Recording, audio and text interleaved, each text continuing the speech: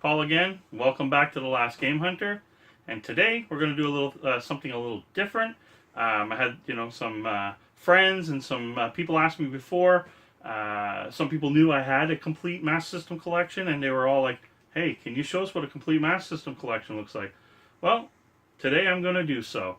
In my trailer just a couple days ago, it did show these games or whatever behind me, which are my Master System collection.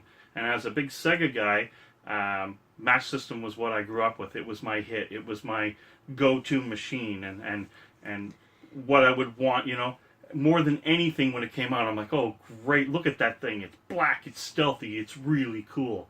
So you know what? Let me show you what I got. Okay, I'll try and be as steady as I can here. This is my boxed systems. Light phaser and 3D glasses, and then my pride and joy of boxed is that base system, as they're extremely hard to find without the gun. They always seem to be a gun combo exclusive. Moving down to the games, we'll just go across quickly without trying to make too much blur.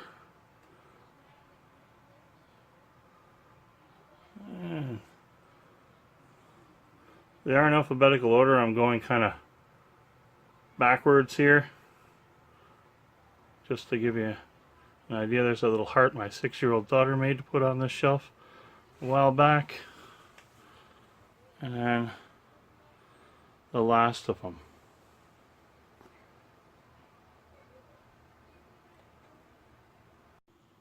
We're back.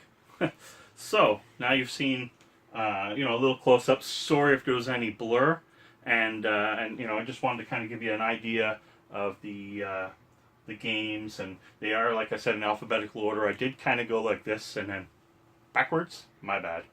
And talked about the base system. The base system is extremely rare because, as I said before, you always got the console with a gun. It's extremely fun and crazy. When I seen this, I had to have it. I didn't care about the price, but I did get it pretty cheap. Now, one cool thing about this system, it came out in 1986, so Nintendo's already had its jump on it, and it lived till about 91. It didn't do great in North America, but it's now been listed as the longest lived console of all time. And why is that? Well, the console's still for sale in Brazil. It's still putting out games. It's still putting out consoles. It's still being sold.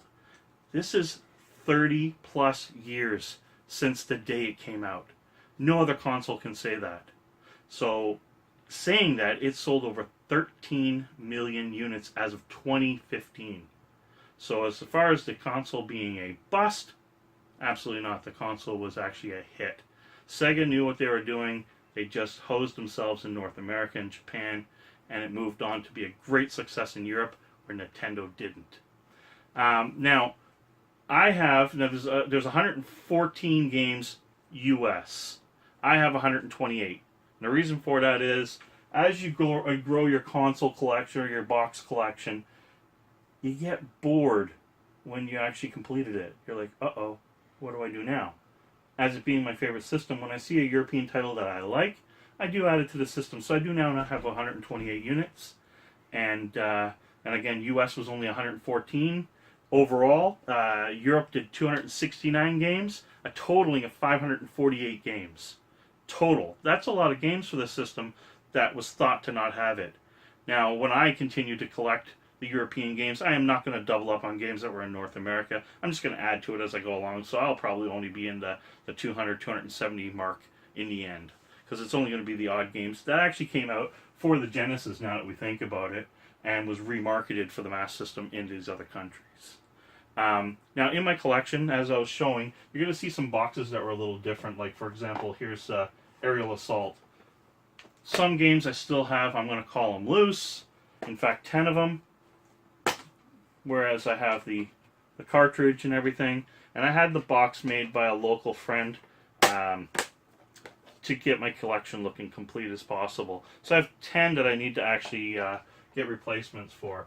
So for example, let's face it, some of the biggies. Yeah. You know, Buster Douglas, Knockout. The most expensive game on the console. The most horrible game on the console. But you have to have it. So again, I got a great deal on it. I left it in the plastic when it arrived. Because nobody wants to play it anyway. And, you know, had the case made for it. So I have 9 games like that. Looking forward and looking at it, it looks really nice. They're a little bit different than the other cases, but it looks good. I like it. So another thing, for example, we all know Sonic the Hedgehog for the Master System is extremely rare if you go for the North American, and extremely expensive. Well, mine's European. I don't have the sticker on the barcode. Sorry, guys. When I say I have a complete system, or a collection, I slipped on that guy. So,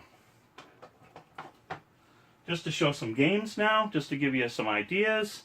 One little whoopsie that people don't think that are actually... In fact, I would say the North American collection is 115, not 114. And the reason for that is Wonder Boy and Monster Land had 2 releases. Same box art, and I can show you.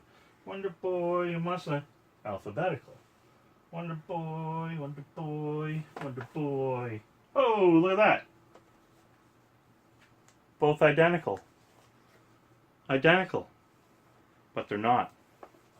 So the first one I picked up, and it is on the North American list, is Super Wonder Boy, Super Monsterland.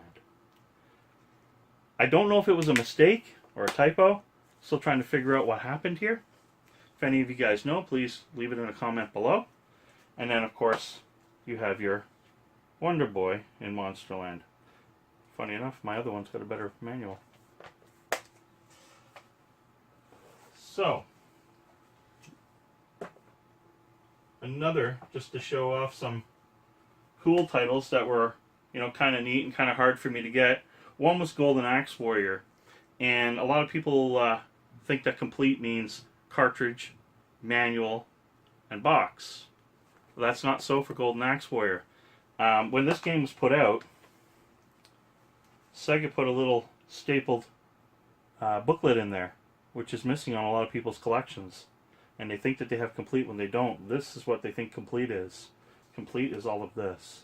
So this is really cool. I was extremely happy and lucky to get this. Another thing that was funny, this is one of the last releases that were put on this console.